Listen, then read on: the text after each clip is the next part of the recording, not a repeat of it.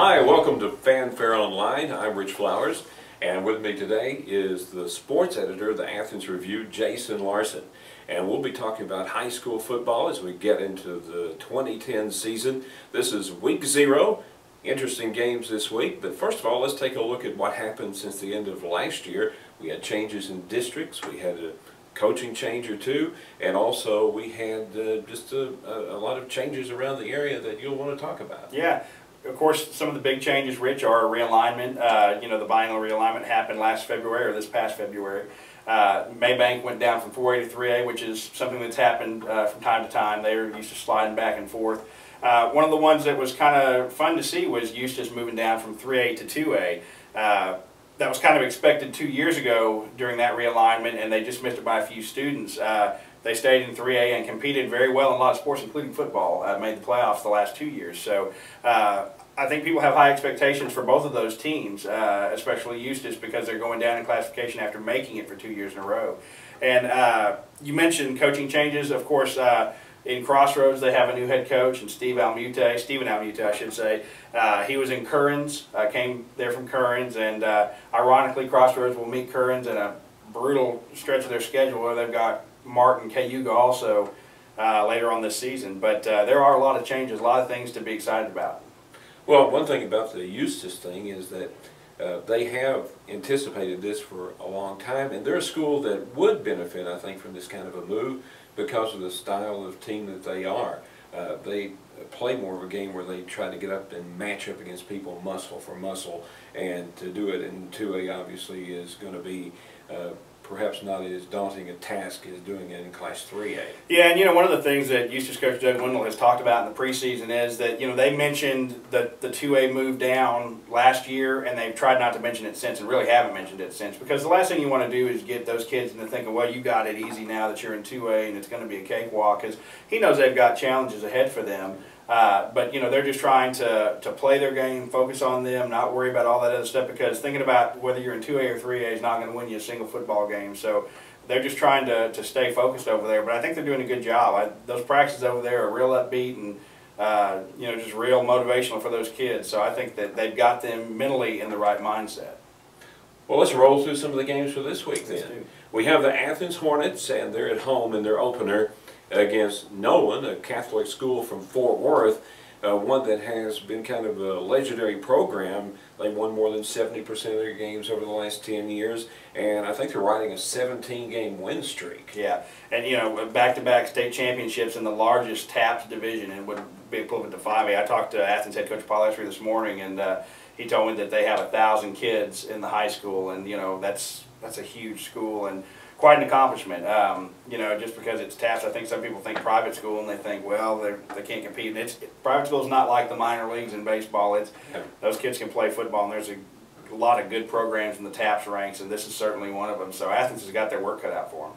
And when you go up against a team like this, keep this in mind, that Nolan is used to winning.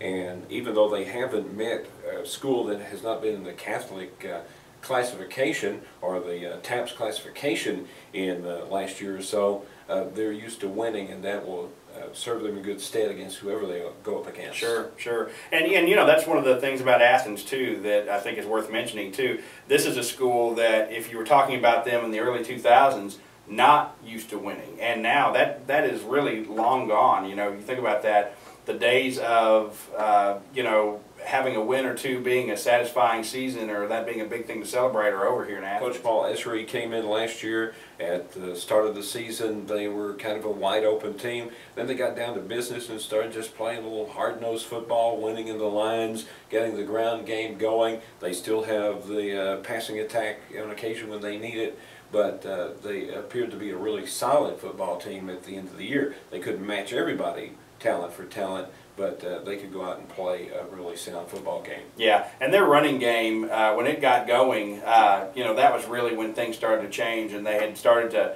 it just made them a little more balanced. And of course, when an offense is a little more balanced, Rich, you're going to have to be a little more honest on defense. You're not going to be able to just play the pass. You're going to have to watch out for the run. And This year, of course, they're going to run the wing tee. They're going to move into a different set, and just through the first couple of scrimmages, they've looked really, really good. So I really think that Athens is going to have an easier time moving the ball than they did at the beginning of last season. And of course, with 8 returning starters on defense, they're going to be pretty solid there.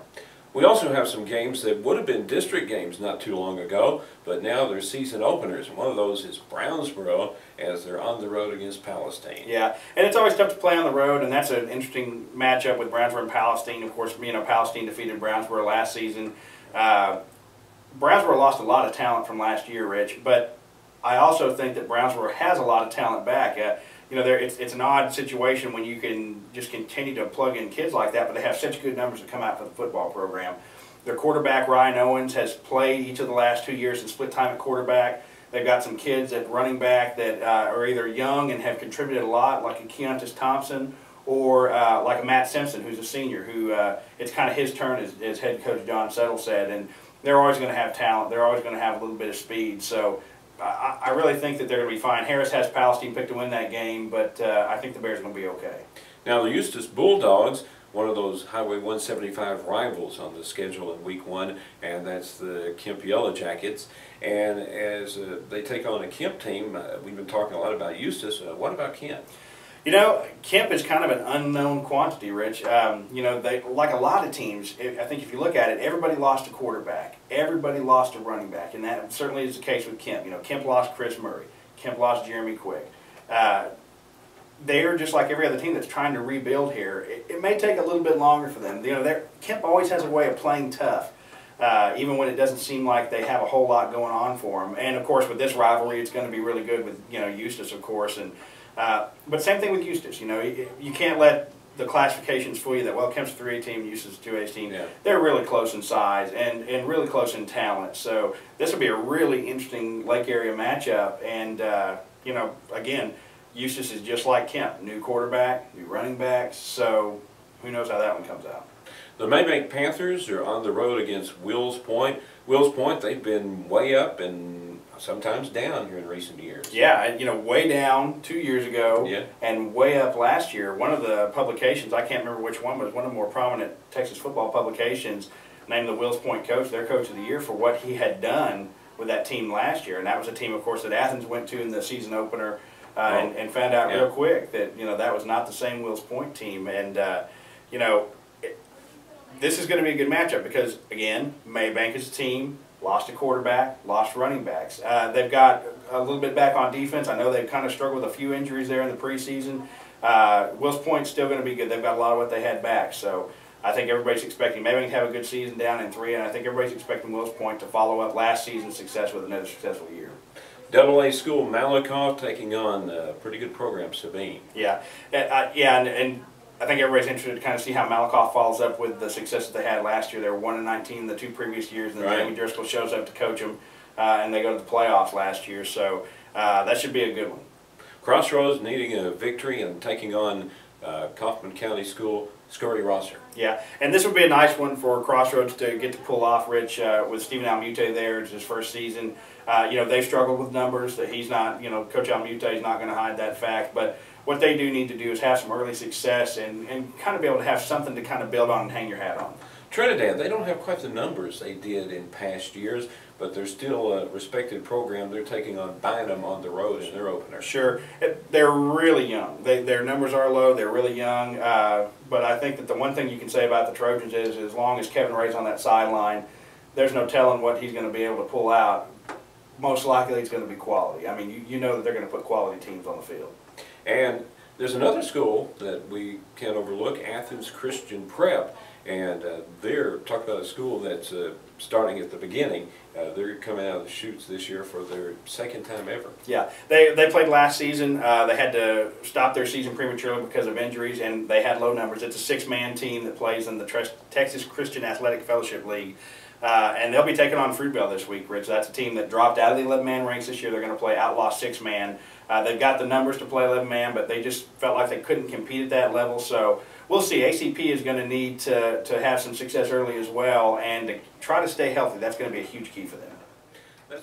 That's it for the Week 0 edition of Fanfare Online. I'm Rich Flowers. This is Jason Larson. We'll return next week and look at what happened in this week's games and also preview Week 1 on Fanfare Online.